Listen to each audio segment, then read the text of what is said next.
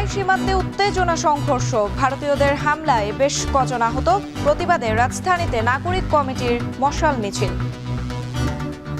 বাংলাদেশের সীমান্ত নিয়ে তারা নয় ছয় করবার চেষ্টা করছে। কোনোভাবেই বাংলাদেশের 1 ইঞ্চি জায়গাকে আমরা হারাতে দেব না। তারেক রহমানের দেশে ফিরতে আইনি কোনো বাধা নেই, দিনক্ষণ নির্ভর করছে খালেদা জিয়ার সুস্থতার উপর, বলছেন কেন্দ্রীয় নেতারা। মামলা সংক্রান্ত কোনো বিষয় ওনার আসার ক্ষেত্রে কোনো ধরনের বাধা নেই। একদিকে তিনি নেতা, আরেকদিকে তিনি আবার একজন সন্তান। লন্ডন, সেখানে একটা আইনি প্রক্রিয়া আছে। সব কিছু মিলেই তো আমরা অপেক্ষায় আছি। খুব শীঘ্রই ইনশাল্লাহ উনি আসবেন। সিলেটে নানা সংকটে নারী উদ্যোক্তারা, প্রতি বছর প্রশিক্ষণ নিয়েও পুঁজি ও পারিবারিক সমস্যায় ঝরে পড়ছেন অনেকেই। এবং অস্ত্রবিরতি চুক্তির মধ্য দিয়ে যুদ্ধের অবসান চান গাজাবাসী। প্রথম ধাপে 33 ইসরায়েলের বিনিময়ে মুক্তি পাচ্ছেন প্রায় 2000 ফিলিস্তিনি।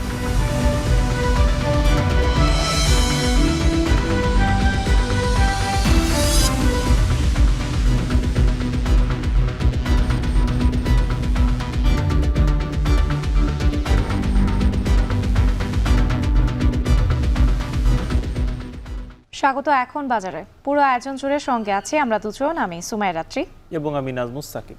ফসল কাটা নিয়ে চাঁপাইনবাবগঞ্জ সীমান্তে দুদেশের নাগরিকদের মধ্যে উত্তেজনা সৃষ্টি হয়েছে। ভারতীয়দের ছোড়া ইটপাটকেল, ককটেল এবং তীরের আঘাতে বেশ কয়েকজন বাংলাদেশি আহত হয়েছেন এবং পরিস্থিতি নিয়ন্ত্রণে সতর্ক অবস্থানে আছে বিজিবি। বিস্তারিত প্রতিবেদনে।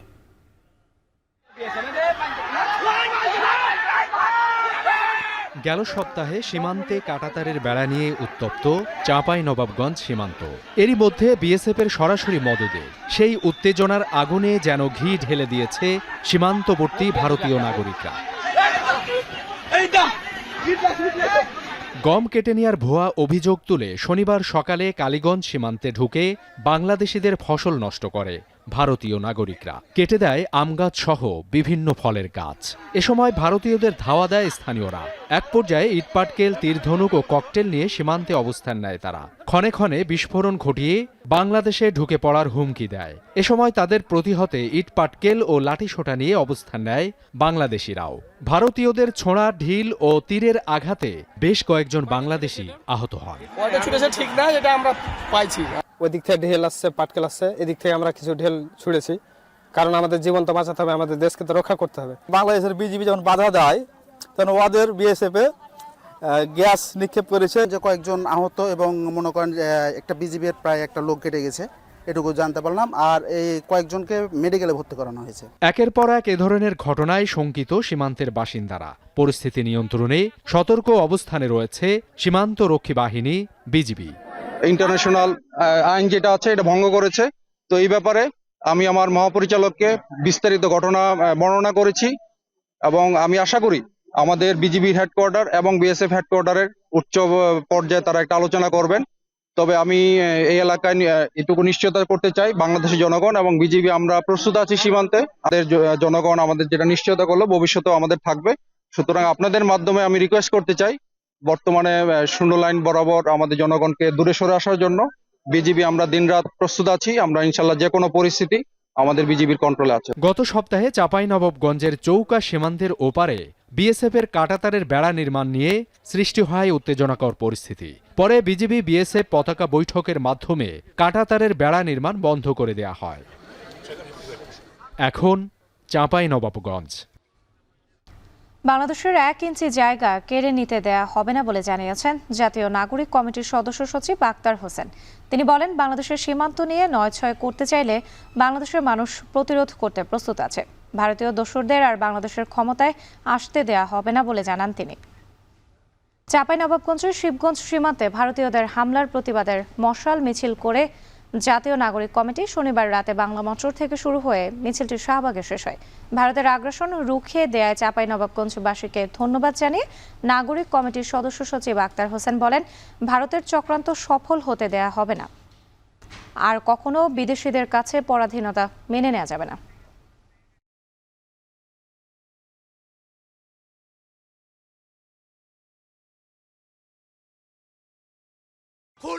হাসিনার পতনের পর থেকে দিল্লির মাথা গরম হয়ে গেছে। তারা বাংলাদেশকে নিয়ে, বাংলাদেশের সীমান্ত নিয়ে তারা নয় ছয় করবার চেষ্টা করছে। আমরা হুঁশিয়ার করে বলতে চাই, বাংলাদেশের 2000 মানুষ জুলাই আগস্টে জীবন দিয়েছে। বাংলাদেশের সীমান্ত নিয়ে যদি নয় ছয় হয়, বাংলাদেশের 18 কোটি মানুষ জীবন দেওয়ার জন্য রেডি আছে, কিন্তু কোনোভাবেই বাংলাদেশের 1 ইঞ্চি জায়গাকে আমরা হারাতে দেব না। বিএনপির ভারপ্রাপ্ত চেয়ারম্যান তারেক রহমানের দেশে ফিরতে আর আইনি কোনো বাধা নেই, তবে দিনক্ষণ অনেকটা নির্ভর করছে বিএনপির চেয়ারপারসন বেগম খালেদা জিয়ার সুস্থতার ওপর। বিষয়টি জানান বিএনপির আইন বিষয়ক সম্পাদক কায়সার কামাল। শিগগিরই দেশে ফেরার আশা দলটির কেন্দ্রীয় নেতাদের। বিস্তারিত জানাচ্ছেন সিফাত শাহরিয়ার। মামলা, হয়রানি, আটক, নির্যাতন, অবশেষে দেশত্যাগ, দেড় যুগ জন্মভূমির বাইরে। শুধু তত্ত্বাবধায়ক সরকারের আমলেই 17টি মামলা হয় বিএনপির ভারপ্রাপ্ত চেয়ারম্যান তারেক রহমানের নামে। আওয়ামী লীগ সরকারের সময়ে যুক্ত হয় আরও অর্ধশত মামলা।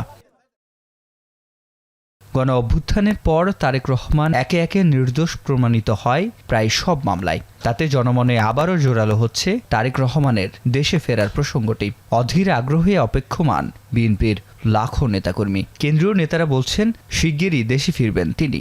এই সময়টা মায়ের জন্য দিবেন, এটা আমরা খুব স্বাভাবিক কারণে প্রত্যাশা করতে পারি। উনি যে দেশে আসছে, যুক্তরাষ্ট্র বা লন্ডন, সেখানে একটা আইনি প্রক্রিয়া আছে। সব কিছু মিলেই তো আমরা অপেক্ষায় আছি।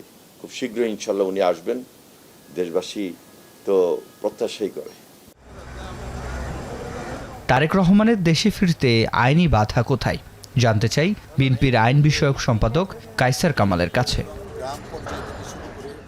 বলেন, দেশে ফিরতে আইনি কোনো বাধা নেই, তবে বিএনপির চেয়ারপারসন খালেদা জিয়ার সুস্থতার উপর নির্ভর করে দিনক্ষণ। মামলা সংক্রান্ত কোনো বিষয় ওনার আসার ক্ষেত্রে কোনো ধরনের বাধা নেই। একদিকে তিনি নেতা, আরেকদিকে তিনি আবার একজন সন্তান। সব বিষয়ে বিবেচনা করেই তিনি যথাসময়ে প্রয়োজনীয় পদক্ষেপ নেবেন দেশে আসার। রাজনৈতিক প্রতিহিংসা আর সামাজিকভাবে হেয় প্রতিপন্ন করার উদ্দেশ্যেই মামলা দেয়া হয়েছে বলে জানান তিনি। জনাব তারেক রহমান সাহেব এই দেশে জন্মগ্রহণ করে পাসপোর্ট পেয়েছিলেন নেটিভ। সেই পাসপোর্টের নবায়নটা পর্যন্ত ফ্যাসিস্ট রেজিমের প্রধান শেখ হাসিনা করেননি। সামাজিকভাবে যে হেয় প্রতিপন্ন করা হয়েছিল, অর্থাৎ ফ্যাসিস্ট রেজিমের প্রধান শেখ হাসিনা সংসদে দাঁড়িয়ে অহরহ মিথ্যা কথা বলতেন। পলিটিক্যাল পারসিকিউশন বলি, ম্যালিশিয়াস প্রসিকিউশন বলি, এই বিষয়টাই ছিল শেখ হাসিনার মূল যন্ত্রই ছিল মামলা। বিচারাধীন অর্থ পাচার সহ বড় বাকি দুটি মামলা থেকে শিগগিরই তারেক রহমানের আইনগতভাবে মুক্তির আশা আইনজীবীদের। এছাড়া তারেক রহমানের বিরুদ্ধে আরও 12টি রাজনৈতিক মামলা রয়েছে বলে দাবি বিএনপির এই সিনিয়র আইনজীবীর।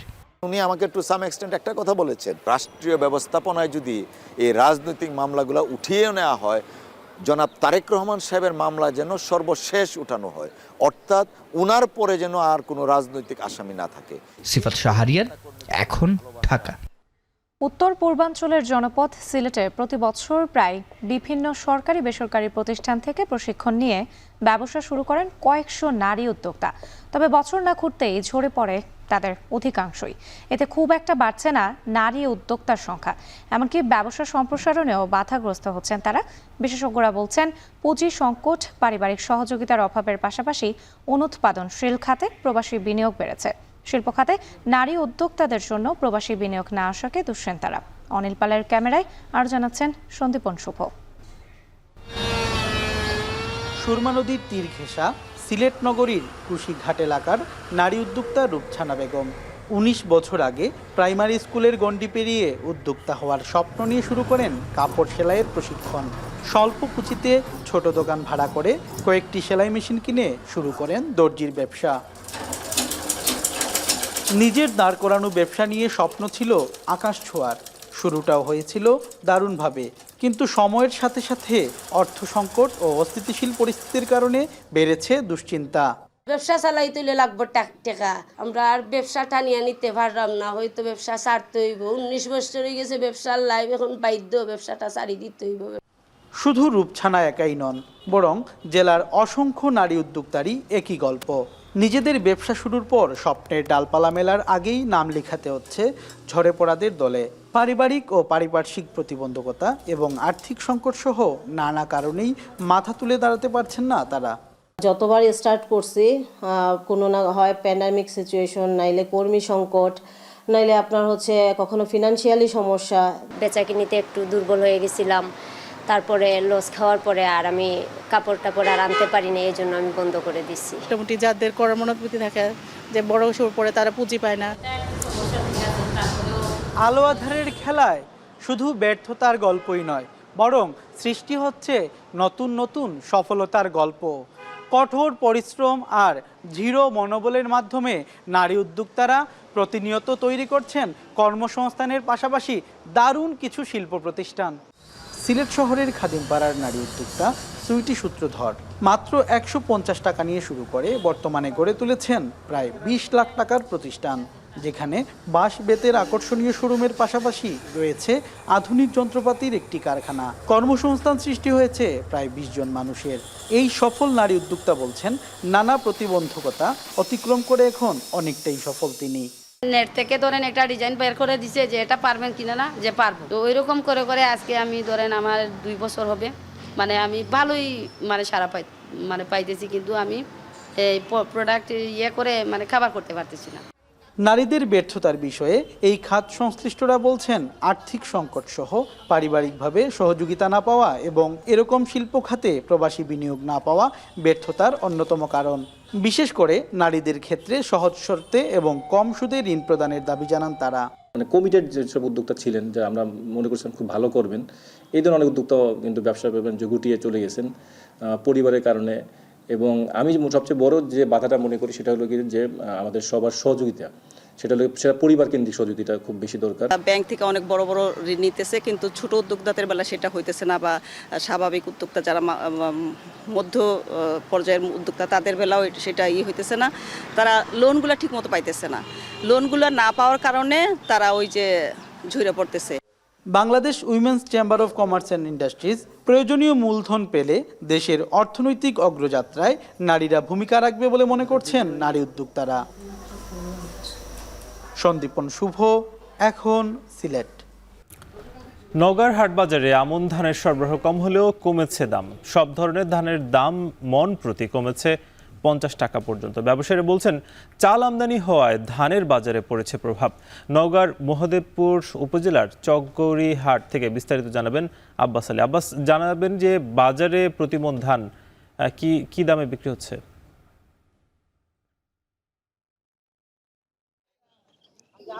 সাকিব, নওগাঁয় আসলে এক সপ্তাহের ব্যবধানে সব ধরনের ধানের দাম কমেছে সর্বোচ্চ 50 টাকা পর্যন্ত। আর এই ধানের দাম কমার কারণ যেটা বলেছেন ব্যবসায়ী, তা হচ্ছে যে বিভিন্ন দেশ থেকে আসলে চালের আমদানি হচ্ছে, আর এর প্রভাব পড়েছে নওগাঁর ধানের বাজারে। তবে চালের বাজারে তেমন একটা আমরা প্রভাব দেখিনি, কারণ চাল যে দামে বিক্রি হচ্ছিল, মোটা ধানের চাল 58-60 টাকা কেজি এবং সরু বা চিকন জাতের চাল সর্বোচ্চ 78 থেকে 79 টাকা পর্যন্ত কেজি দরে বিক্রি হচ্ছে। যদি ধানের দামের কথা বলি, যে গত এক সপ্তাহের ব্যবধানে 50 টাকা কমে এখন মোটা ধান এখানে বিক্রি হচ্ছে চকগৌরী হাটে। স্বর্ণা 5 ধান বিক্রি হচ্ছে 1400 টাকা মন, ব্রি 49 1450 থেকে 1480 টাকা মন, ব্রি এখানে ধান বিক্রি হচ্ছে 1350 থেকে 1380 টাকা মন, এবং ব্রি 90 জাতের ধান বিক্রি হচ্ছে। এটা একটি ছোট ছোট ধান বা আতপ কোয়ালিটি ধান বলা যায়। এই ধান বিক্রি হচ্ছে 1420 থেকে 40 টাকা মন।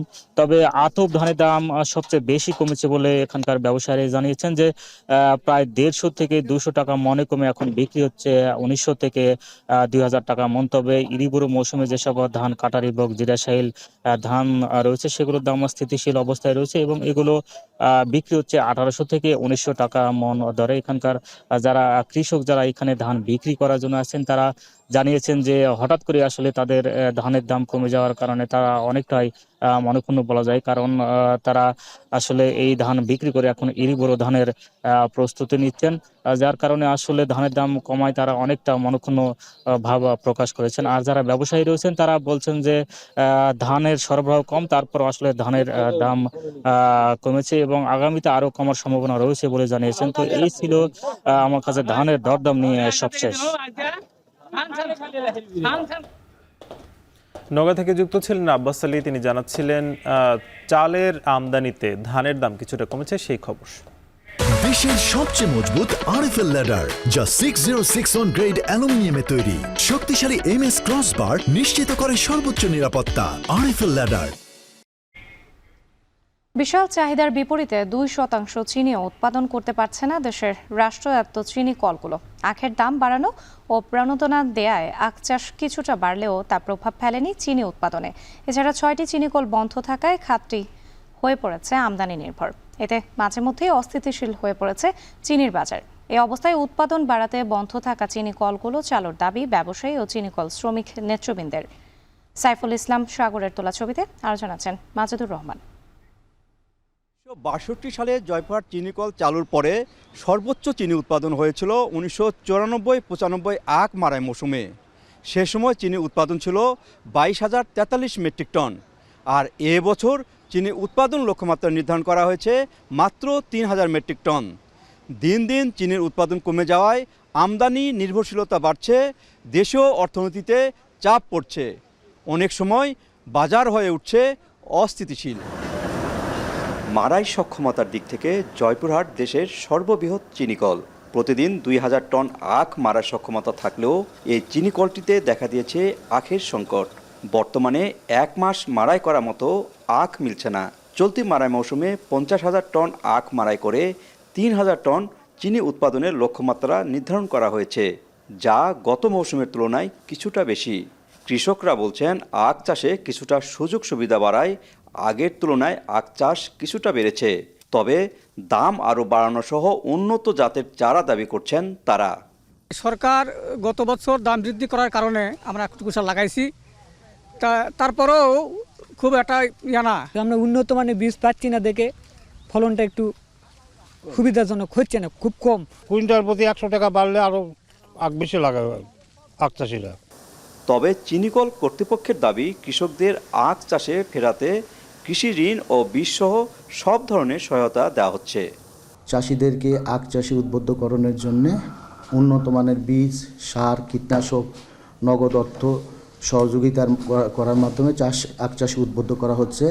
2020-21 মারাই মৌসুমে দেশে 15 চিনিকলের মধ্যে পঞ্চগড়, সেতাবগঞ্জ, শ্যামপুর, রংপুর, পাবনা ও কুষ্টিয়া চিনিকল বন্ধ করে দেওয়া হয়। ফলে ওই এলাকার আখ চাষ থেকে সরে আসে কৃষক, যার প্রভাব পড়ে চিনি উৎপাদনে। চাকরি হারায় কয়েক হাজার শ্রমিক কর্মচারী। দীর্ঘদিন চিনিকলগুলো বন্ধ থাকায় নষ্ট হচ্ছে মূল্যবান যন্ত্রপাতি। এই মিলগুলো পুনরায় চালু হলে দেশীয় চিনি মানুষ খাইতে পারবে, পাশাপাশি দেশের অর্থনীতিতেও ভূমিকা রাখতে পারবে। বন্ধ সুগার মিলগুলো চালু হয়, তা আশা করি যে এই চিনির বাজারটা স্থিতিশীল থাকবে। চিনির বাজার নিয়ন্ত্রণের জন্য প্রয়োজন দেশীয় চিনির উৎপাদন বাড়ানো। তাই বন্ধ চিনিকলগুলির চালুর পাশাপাশি আমদানিকারক প্রতিষ্ঠানের উপর সরকারের নিয়ন্ত্রণ প্রতিষ্ঠা করলে চিনির বাজার নিয়ন্ত্রণ থাকবে মত চিনি ব্যবসায়ীদের। এই চিনির মিলগুলোর আগের তুলনামূলকভাবে অনেক উৎপাদন কমে গেছে এবং পাশাপাশি 6টা মিল বন্ধ হয়ে গেছে। এখন উৎপাদন যদি কমে যায় আরও, তাহলে ভোক্তারা ঠিক মতো চিনি পাবে না এবং দামও অনেক বেড়ে যাবে। এই জন্য আমাদের চিনির ব্যাপারে সতর্ক থাকা উচিত। বাংলাদেশ চিনি ও খাদ্য শিল্প কর্পোরেশনের তথ্য মতে 2022-23 অর্থ বছরে দেশে চিনির চাহিদা ছিল 22 লাখ মেট্রিক টন। সেখানে চিনি উৎপাদন হয়েছে মাত্র 24,000 টন, যা চাহিদার মাত্র 1.5 ভাগ। জাতীয় রাজস্ব বোর্ডের তথ্য মতে 2020 সালে চিনি আমদানিতে খরচ হয়েছে 12,710 কোটি টাকা।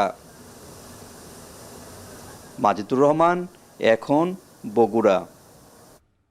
শেরপুরে কৃষকদের মাঝে আগ্রহ বাড়ছে মিষ্টি আলু চাষে। কম খরচ এবং সময়ে বেশি লাভ হওয়ায় কোকেই 14 জাতের আলু চাষে ঝুঁকছেন কৃষকরা। চলতি বছর 212 হেক্টর জমিতে মিষ্টি আলুর চাষ হয়েছে, যেখান থেকে জেলার চাহিদা মিটিয়ে প্রায় 300 টন আলু রপ্তানি হবে বিদেশে। আরও জানাচ্ছেন জাহিদুল খান সৌরভ।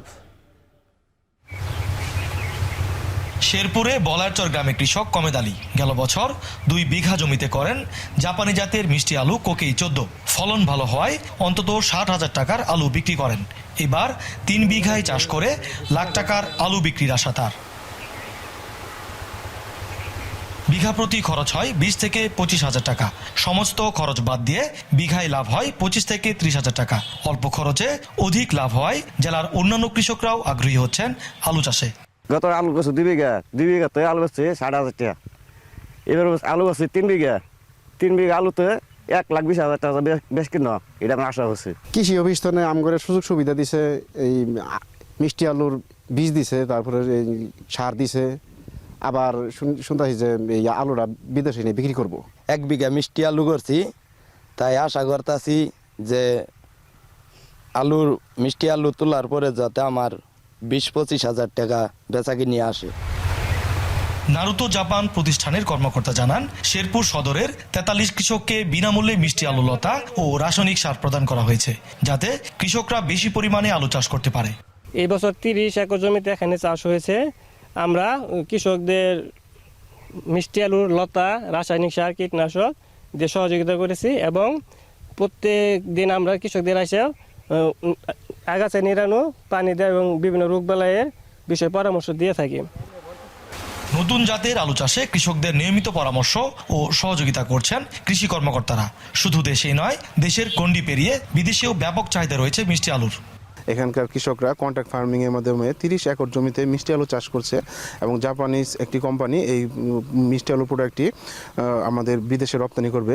এতে আমাদের যেমন ডলার আসবে বাংলাদেশে এবং আমাদের কৃষকরা লাভবান হবে এবং কৃষি বিভাগ সর্বাত্মক সহযোগিতা করছে বিভিন্ন পরামর্শ দিয়ে এবং বিভিন্ন কারিগরি সহায়তা দিয়ে। টিস্যু কালচারের মাধ্যমে উৎপাদিত চারা এনে কৃষকরা আবাদ করছেন এবং এই যে একটি জাপানি ভ্যারাইটি এবং এখানে পুষ্টিগুণ সম্পন্ন এই জাতটি এবং কৃষি বিভাগের অফিসারবৃন্দ কৃষকদেরকে সার্বজনীন কৃষি বিষয়ে পরামর্শ দিচ্ছে। জেলা কৃষি বিভাগের তথ্য বলছে, চলতি বছর শেরপুরের 5টি উপজেলায় 212 হেক্টর জমিতে এই মিষ্টি আলু চাষ হয়েছে, যেখানে এসব আলু নিজ জেলার চাহিদা মিটিয়ে 300 মেট্রিক টন আলু রপ্তানি হবে বিদেশে, যেখান থেকে আয় হবে বৈদেশিক মুদ্রা।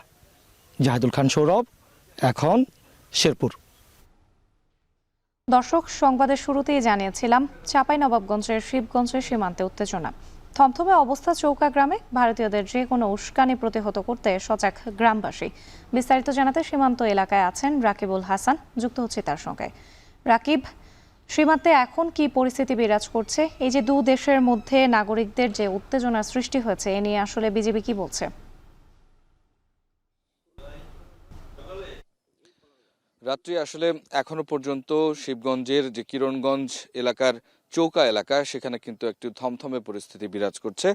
যদিও আসলে এখন সীমান্তে কোনো ধরনের উত্তেজনা নেই, তারপরেও আসলে চৌকা গ্রামের যারা বাসিন্দা তারা রাতভর কিন্তু শঙ্কার মধ্যে কাটিয়েছে এবং তারা বলছে যে বিএসএফ আসলে গতকালকে যেভাবে উস্কানি দিয়ে তাদের ভারতীয়দের বাংলাদেশের কৃষকদের উপরে, সাধারণ গ্রামবাসীর উপরে আসলে যে তাণ্ডবটি চালিয়েছে সেটি আসলে কোনোভাবেই গ্রহণযোগ্য নয় এবং এই কারণে কিন্তু এখানকার স্থানীয় গ্রামবাসীরা তারা শঙ্কায় ছিলেন যে রাতে কোনো ধরনের অপ্রীতিকর ঘটনা ঘটে কিনা এবং সেটি নিয়ে কিন্তু আমরা রাতের বেলা দেখেছি গ্রামবাসীরা কিন্তু জোটবদ্ধ হয়ে তারা একে অপরকে সহযোগিতা কিভাবে করবেন সেই বিষয় নিয়ে কথা বলেছেন, চায়ের আড্ডায় আলাপ হয়েছে সেগুলো নিয়ে। এবং সকালের দিকে এসে আমরা যেটি লক্ষ্য করছি, তারা একত্রিত হয়েছেন। তারা বলছেন যে কোনো ধরনের যদি কোনো ধরনের ঘটনা ভারতীয়রা ঘটাতে চায় বা বিএসএফ কোনো কিছু করতে চায় তাহলে তারা শক্তভাবে সেটি প্রতিহত করবে এবং একই সাথে কিন্তু বিজিবি এখানে কিন্তু তাদের যে টহল সেটি অব্যাহত রেখেছে, জোরদার রেখেছে এবং গ্রামবাসীকে সতর্ক করেছেন, সচেতন করেছেন এবং তাদের সাথে যে বিজিবি আছে সেই বিষয়টি তাদেরকে বুঝিয়েছেন।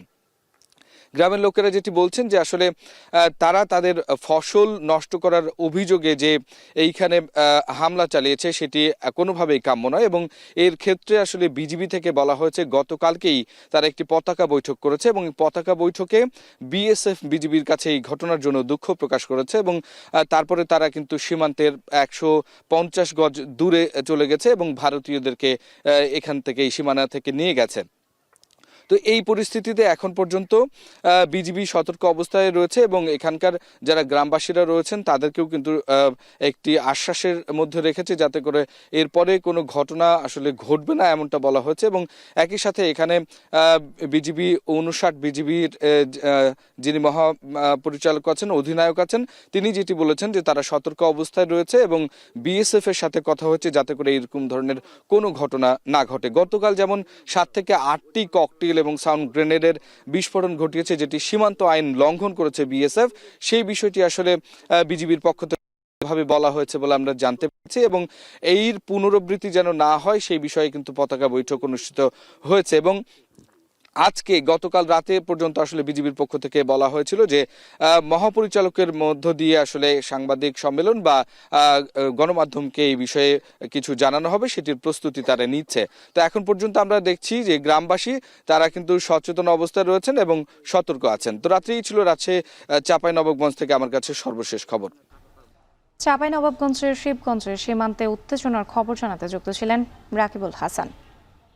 পালাক্রমে পৌর পরিষদের পরিবর্তন হলেও উন্নয়নের ছোঁয়া লাগেনি ঝালকাঠি পৌরসভায়। প্রথম শ্রেণীর এই পৌরসভায় নাগরিক সেবার মান নিয়ে রয়েছে নানা প্রশ্ন। পরিকল্পনার অভাব, ড্রেনেজ ব্যবস্থার কমতি, খানাখন্দে ভরা রাস্তা, ময়লা ফেলার ডাম্পিং স্টেশনের অভাব সহ অধিকাংশ নাগরিক সুবিধা থেকেই বঞ্চিত পৌরবাসী। স্থানীয়দের অভিযোগ, বছর বছর অর্থ বরাদ্দের পরেও হচ্ছে না কাঙ্ক্ষিত উন্নয়ন। আল আমিন তালুকদারের প্রতিবেদনে থাকছে বিস্তারিত। প্রায় 17 বর্গ কিলোমিটার আয়তনের ঝালকাঠি পৌরসভার বয়স 150 বছর। 1999 সালে এটি প্রথম শ্রেণীর পৌরসভায় উন্নীত হলেও সেবা ও অন্যান্য অবকাঠামোর উন্নয়নে এগোতে পারেনি সময়ের সঙ্গে তাল মিলিয়ে।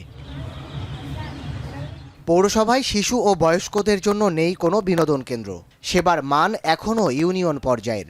এখানকার 16টি সড়কেরই বেহাল দশা, যার মধ্যে রূপনগর ও কাঁঠালতলা সড়কের দশা খুবই শোচনীয়।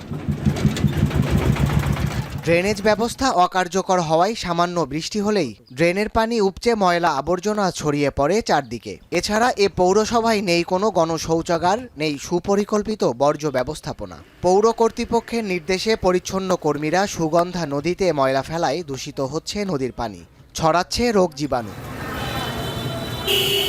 তার উপর রয়েছে সড়কে অবৈধ ইজিবাইকের দৌরাত্ম্য। স্থানীয়দের অভিযোগ, প্রাচীন এই পৌরসভায় এখনও তৈরি হয়নি আধুনিক নাগরিক সুবিধা। পৌরবাসীর অভিযোগ, নিয়মিত কর পরিশোধ করেও মিলছে না কাঙ্ক্ষিত সেবা। সম্পূর্ণ বিপর্যস্ত অবস্থায় আমরা দুর্ভাগ্য নিয়ে এই পৌরসভায় বসবাস করছি। আমরা নাগরিক সুবিধা থেকে সম্পূর্ণভাবে বলতে গেলে বঞ্চিত। আষাঢ় মাসে তো আমরা ঢুকতেই পারি না, প্যাসেঞ্জার লই পড়িয়ে যাই এবং অনেক সময় গাড়ি লই পল্টিও খাই। মেয়ররা আসছে তাদের ভাগ্যের পরিবর্তন ছাড়া, এবং এখানে এমপি মেয়র যারা ছিল এরা সবসময় এইটা তাদেরই ভাগ্য নিয়ন্ত্রণ করছে, কিন্তু জনগণের জন্য কিছুই করে না। উন্নয়নে পিছিয়ে থাকার কথা স্বীকার করে বিভিন্ন প্রকল্প অনুমোদনের কথা জানালেন পৌর প্রশাসক। বর্তমানে আমাদের 3টি প্রকল্পের মাধ্যমে 13টি রাস্তার কাজ চলমান রয়েছে। 4 কিলোমিটার ড্রেনের কাজ আমরা করছি, একটি সাইক্লোন শেল্টার করছি। এর বাইরে 11টি প্রকল্প রাস্তার প্রকল্প রয়েছে, যেগুলো ডিবিবিতে অনুমোদন হয়েছে, টেন্ডারের অপেক্ষায় রয়েছে। এগুলো করতে পারলে আমি আশা করি যে ঝালকাঠি পৌরবাসীর আর কোনো অভাব অভিযোগ থাকবে না এবং খুব সুন্দর ও স্বাভাবিকভাবে তারা জীবনযাপন করতে পারবে। 1875 সালে প্রতিষ্ঠিত পৌরসভাটির 9টি ওয়ার্ডে বসবাস করেন প্রায় 86,000 মানুষ। এখন ঝালকাঠি। অস্ত্রবিরতি চুক্তির মধ্য দিয়েই যুদ্ধের অবসান চান গাজাবাসী। গাজায় আর কোনো বোমার শব্দ শুনতে চান না তারা। স্বজনদের মুখ দেখার অপেক্ষায় বন্দীরা। প্রথম ধাপে 33 ইসরায়েলির বিনিময়ে মুক্তি পেতে যাচ্ছে 1890 জন ফিলিস্তিনি।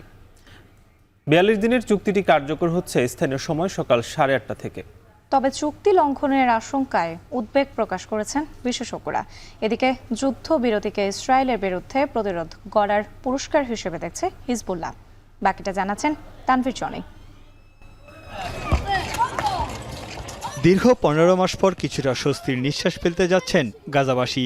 ইসরায়েলি আগ্রাসনে প্রাণ হারিয়েছেন প্রায় 47,000 ফিলিস্তিনি। গাজার প্রতি 20 জনের একজন যুদ্ধে আহত হয়েছেন। বাস্তুচ্যুত 19 লাখ বাসিন্দার 80% বাস করছে জরাজীর্ণ তাঁবুতে। চরম খাদ্য সংকটে 22 লাখ বাসিন্দা। ফিলিস্তিনকে রীতিমতো ধ্বংসের দ্বারপ্রান্তে দাঁড় করিয়েছে ইসরায়েল। অবশেষে নানা চড়াই উতরাই পেরিয়ে সিদ্ধান্ত হলো কাঙ্ক্ষিত যুদ্ধবিরতির। মধ্যস্থতাকারী দেশ মিশর জানিয়েছে প্রথম ধাপে ৩৩ জন ইসরায়েলির বিনিময়ে মুক্তি পেতে যাচ্ছে প্রায় ২,০০০ ফিলিস্তিনি। সেই তালিকায় আছেন ফিলিস্তিনের রাজনীতিবিদ, সাংবাদিকসহ হামাস, ইসলামিক জিহাদ ও ফাতাহার বেশ কয়েকজন সদস্য।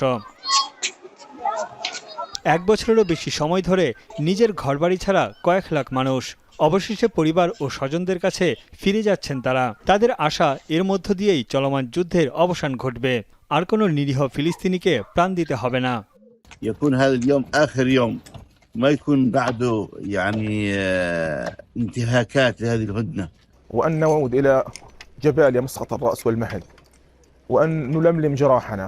وكل بيت خرج منه شهيد، كل بيت خرج منه جريح، كل بيت خرج منه أسير. তবে ফিলিস্তিনি বিশেষজ্ঞদের মতে চুক্তির শর্তাবলী বাস্তবায়ন বা পূরণ করা এখনও চ্যালেঞ্জের বিষয়। অনেক ক্ষেত্রে সেটি বাধার মুখেও পড়তে পারে। হামাসের সঙ্গে সাধারণ ফিলিস্তিনিদের ঐক্য গড়ার বিষয়টিও উদ্বেগের। العقبات أهمها أن إسرائيل ستحاول اختراقه كما فعلت في الجبهة اللبنانية، مما سيؤدي إلى ردود فعل من المقاومة الفلسطينية غير يعني المقيدة بالكثير من الارتباطات والحساب. السلام عليكم. এদিকে যুদ্ধবিরতির চুক্তিকে স্বাগত জানিয়েছে ইরান সমর্থিত লেবাননের সংগঠন হিজবুল্লাহ। গোষ্ঠীর প্রধান জানান এটি ইসরায়েলের বিরুদ্ধে প্রতিরোধ গড়ার পুরস্কার। مواجهة حزب الله في لبنان ساهمت في نصرة غزة، والشباب المقاوم وقفوا سدا منيعا أمام التقدم على الجبهة بمواجهة أسطورية। যুদ্ধবিরতি কার্যকর হওয়ার পর গাজায় নিরবিচ্ছিন্ন ও নিরাপদে প্রবেশাধিকার নিশ্চিতের আহ্বান জানিয়েছে জাতিসংঘ। চুক্তি বাস্তবায়ন ও তদারকির জন্য মিশরে একটি যৌথ অপারেশন কক্ষ প্রস্তুত রাখা হয়েছে, যেখানে মধ্যস্থতাকারী যুক্তরাষ্ট্র ও কাতারের পাশাপাশি ইসরায়েলের প্রতিনিধিরা থাকবেন। তানভীর জানি, এখন বিশ্ব। ইরানের রাজধানী তেহরানে আততায়ীর গুলিতে সুপ্রিম কোর্টের 2 বিচারক নিহত হয়েছেন। হত্যাকাণ্ড ঘটনার পর আততায়ী আত্মহত্যা করেছে বলে জানায় পুলিশ। সিএনএন জানিয়েছে নিহত ওই 2 বিচারক কয়েক বছর ধরেই বেশ কিছু হাই প্রোফাইল কেসের সাথে সম্পৃক্ত ছিলেন। তবে হামলাকারীর বিরুদ্ধে কোনো ফৌজদারি মামলার রেকর্ড পাওয়া যায়নি, নিশ্চিত করেছে ইরানের বিচার বিভাগীয় মিডিয়া অফিস। মিডিয়া অফিস আরও বলছে প্রাথমিক আলামত পর্যবেক্ষণের পর ধারণা করা হচ্ছে পরিকল্পিত হত্যাকাণ্ড। তবে হামলার কারণ এখনও জানা যায়নি। স্থানীয় গণমাধ্যম মিজান নিউজ এজেন্সি বলছে এই হামলার সময় একজন গার্ডও গুরুতর জখম হয়েছে। প্রতিবেদনে আরও বলা হচ্ছে 2 জন নয় বরং 3 বিচারপতিকে হত্যার পরিকল্পনা করেছিল ওই আততায়ী।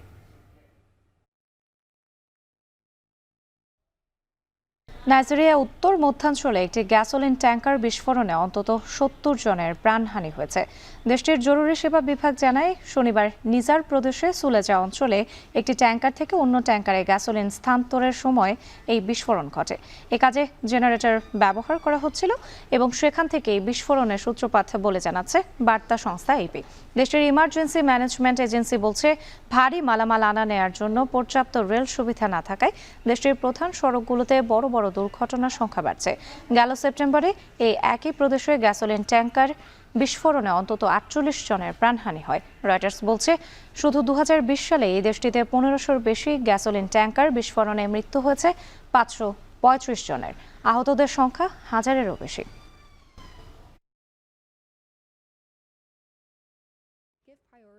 আরএফএল গিজারে আছে ওয়ার্ল্ড ফ্লো টেকনোলজি, যা পানি গরম করে 20% কম বিদ্যুৎ খরচে, আর একবার অন করলেই পানি গরম থাকে 24 ঘন্টা। আরএফএল গিজার, উষ্ণ পানির পরশ। যুক্তরাষ্ট্র রাশিয়া সাপে নেউলের সম্পর্ক হলেও রুশ প্রেসিডেন্ট পুতিনের সাথে ঘনিষ্ঠ সম্পর্কের কথা বারবার শোনা গেছে খোদ নবনির্বাচিত মার্কিন প্রেসিডেন্ট ডোনাল্ড ট্রাম্পের মুখ থেকে। অন্যদিকে কট্টর ইরান বিরোধী নীতির জন্য পরিচিত ট্রাম্প। এ অবস্থায় ট্রাম্পের হুমকি মোকাবেলায় মস্কোর সাথে সম্পর্ক আরও জোরালো করল তেহরান। ট্রাম্প শপথ নেয়ার আগে পারমাণবিক এবং সামরিক সহ বিভিন্ন খাতে 2 দেশের 20 বছরের কৌশলগত চুক্তির মধ্য দিয়ে ইরান এক ঢিলে 2 পাখি মারার কৌশল এগোচ্ছে বলেও মনে করছেন বিশ্লেষকরা। বিস্তারিত জানাচ্ছেন তৌহিদুর রহমান।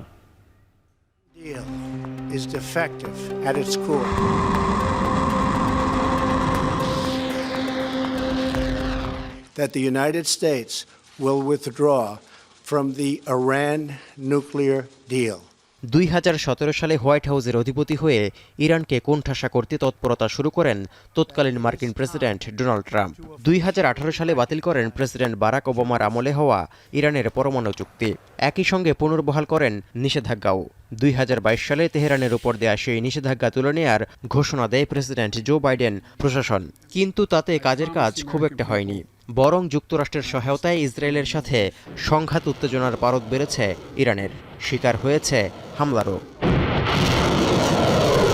এরই মধ্যে প্রেসিডেন্ট বাইডেনের বিদায় ঘণ্টা বেজে ওঠা এবং আবারও যুক্তরাষ্ট্রের ক্ষমতায় ডোনাল্ড ট্রাম্পের প্রত্যাবর্তন ইরানের জন্য বড়সড় ঝুঁকি নিয়ে আসতে পারে বলে শঙ্কা বিশ্লেষকদের। ট্রাম্পের ক্ষমতা গ্রহণের পর ইরানের পারমাণবিক কর্মসূচিতে হামলার ঝুঁকিও তুঙ্গে। এমনকি গেল নভেম্বরে প্রেসিডেন্ট নির্বাচিত হওয়ার 1 মাস না যেতেই ইরানের সঙ্গে যুদ্ধের ইঙ্গিতও দিয়েছেন ডোনাল্ড ট্রাম্প। এই অবস্থায় 20 জানুয়ারি শপথ নিয়ে ট্রাম্প হোয়াইট হাউসের চাবি বুঝে পাওয়ার আগ থেকেই বেশ সতর্কতার সঙ্গে পা ফেলছে ইরান। এরই অংশ হিসেবে সামরিক শক্তিতে যুক্তরাষ্ট্রের পরেই থাকা রাশিয়ার সাথে সম্পর্ক আরও জোরদার করেছে তেহরান। শুক্রবার তেহরান মস্কোর মধ্যে হওয়া 20 বছর মেয়াদী চুক্তি থেকে তারই আভাস মিলছে। পুতিন পেজিশকিয়ান স্বাক্ষরিত চুক্তির আওতায় রয়েছে পারমাণবিক, সামরিক খাতসহ বাণিজ্য, জ্বালানি, বিজ্ঞান, শিক্ষা ও সংস্কৃতি খাত। سند جامع همکاری‌های دو کشور که امروز به امضا رسید فصل جدیدی در روابط میان ایران و روسیه در همه زمینه‌ها به ویژه در زمین অন্যদিকে পশ্চিমা হুমকি মোকাবিলা এবং দুদেশের নিরাপত্তা ও আঞ্চলিক স্থিতিশীলতার প্রশ্নে চুক্তিটি গুরুত্বপূর্ণ বলে মন্তব্য করেছেন রুশ প্রেসিডেন্ট। বহির্বিশ্বের চাপ এবং অবৈধ ও রাজনৈতিক উদ্দেশ্য প্রণোদিত নিষেধাজ্ঞা মোকাবিলার ক্ষেত্রে দুদেশ এক হয়ে কাজ করবে বলেও জানান পুতিন। Если говорить об объемах возможных поставок, то мы считаем, что начинать нужно с небольших объемов, до 2 миллиардов кубических метров, а в целом это может выйти на объемы поставки. এদিকে পশ্চিমা ও ইসরায়েলি হুমকির মধ্যেই রাশিয়ার সাথে সম্পর্ক জোরালো করে ইরান এক ঢিলে 2 পাখি মারার কৌশলে এগোচ্ছে বলে মনে করছেন বিশ্লেষকরা। এর মধ্যে প্রথমটি হতে পারে পুতিনের সাথে ঘনিষ্ঠ সম্পর্ক থাকার বিষয়ে ট্রাম্পের ঘোষণা, যার মধ্য দিয়ে বন্ধুর সাথে শত্রুর বন্ধুত্ব নিজেদের জন্য ঝুঁকি এড়ানোর কৌশল হতে পারে তেহরানের জন্য। তা যদি নাও হয়, তবে যে কোনো হুমকি মোকাবিলায় বিশ্বের সামরিক শক্তিতে দ্বিতীয় অবস্থানে থাকা রাশিয়াকে পাশে পাওয়া পুরোপুরি নিশ্চিত করাই হতে পারে অন্যতম লক্ষ্য। কারণ রাশিয়া এমন এক দেশ যারা যুক্তরাষ্ট্রকে চ্যালেঞ্জ জানানোর শক্তি রাখে বলে মত বিশ্লেষকদের। তৌহিদুর রহমান, এখন বিশ্ব। শেষ করছে এখন বাজার। তবে তার আগে শিরোনামগুলো আরও একবার।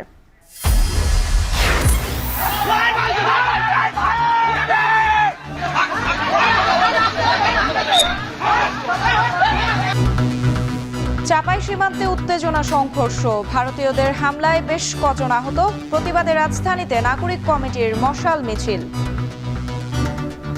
বাংলাদেশের সীমান্ত নিয়ে তারা 9-6 করবার চেষ্টা করছে, কোনোভাবেই বাংলাদেশের 1 ইঞ্চি জায়গাকে আমরা হারাতে দেব না। তারেক রহমানের দেশে ফিরতে আইনি কোনো বাধা নেই, দিনক্ষণ নির্ভর করছে খালেদা জিয়ার সুস্থতার উপর, বলছেন কেন্দ্রীয় নেতারা। মামলা সংক্রান্ত কোনো বিষয় ওনার আসার ক্ষেত্রে কোনো ধরনের বাধা নেই। একদিকে তিনি নেতা, আরেকদিকে তিনি আবার একজন সন্তান। লন্ডন, সেখানে একটা আইনি প্রক্রিয়া আছে, সব কিছু মিলেই তো আমরা অপেক্ষায় আছি। খুব শীঘ্রই ইনশাল্লাহ উনি আসবেন। সিলেটে নানা সংকটে নারী উদ্যোক্তারা, প্রতি বছর প্রশিক্ষণ নিয়েও পুঁজি ও পারিবারিক সমস্যায় ঝরে পড়ছেন অনেকেই। এবং অস্ত্রবিরতি চুক্তির মধ্য দিয়েই যুদ্ধের অবসান চান গাজাবাসী। প্রথম ধাপে 33 ইসরায়েলির বিনিময়ে মুক্তি পাচ্ছেন প্রায় 2000 ফিলিস্তিনি। এই ছিল এখন বাজারের আয়োজনে। এখন টেলিভিশন ওয়েবসাইটে দেখতে ভিজিট করুন www.ekon.tv। এছাড়া ফেসবুকে দেখতে ভিজিট করুন facebook.com/tv.ekon। ইউটিউবে দেখতে ভিজিট করুন youtube.com/c/ekhon tv।